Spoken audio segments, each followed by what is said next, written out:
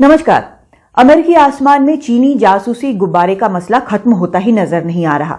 पहला गुब्बारा अमेरिका ने मार गिराया था 4 फरवरी को। उसके बाद उसकी जांच हुई। ये पाया गया कि उसमें कम्युनिकेशन रिकॉर्ड करने के लिए सिग्नल्स थे, यानी जमीन पर जो कुछ हो रहा है उसको रिकॉर्ड करने के सिग्नल्स थे। वो खुद अपने आप को प्रोपेल कर सकता था, अपनी दिशा एक तरह से कुछ हद तक तय कर सकता था। उनका ये साफ दावा था कि चीन जो है इस गुब्बारे के जरिए जासूसी कर रहा है। हालांकि चीन ने इसका विरोध किया।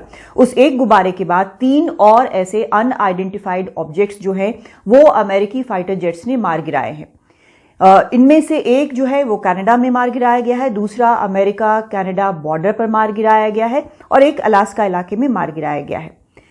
इनके बारे में ज्यादा जानकारी नहीं दी गई है, लेकिन जब प्रेस ने वहां पर एक उच्च अमेरिकी सैन्य अधिकारी से पूछा कि ये क्या था, क्या आप समझते हैं कि ये यूएफओ भी हो सकता है, क्या एलियंस से जुड़ा हो सकता है, उन्होंने कहा हम कुछ भी रूल आउट नहीं कर रहे हैं। लेकिन इस पर जब सवाल उठे तो बाद में अमेरिकी विदेश मंत्रालय की तरफ से कहा गया कि ऐसा नहीं है। हालांकि उन्होंने और जानकारी इन यूएफओ अनआइडेंटिफाइड ऑब्जेक्ट्स के बारे में नहीं दी, लेकिन माना यही जा रहा है कि ये भी गुब्बारे थे किसी न किसी प्रकार से और इनका भी इस्तेमाल शायद जासूसी में हो रहा हो।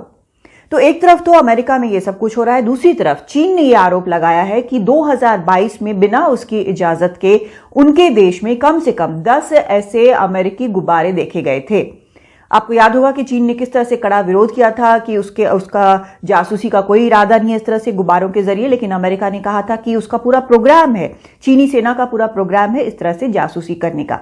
तो गुब्बारे को लेकर दोनों देशों के बीच में ठनी हुई है, लेकिन इस बीच ये भी खबर आ रही है कि हो सकता है कि दोनों देशों के उच्च जो राजदूत हैं, चाहे विदेश मंत्री एंटनी ब्लिंकन हो अमेरिका के या वांग यी चीन के हो, उनकी मुलाकात हो सकती है और उसमें इन सब चीजों पर बात होगी।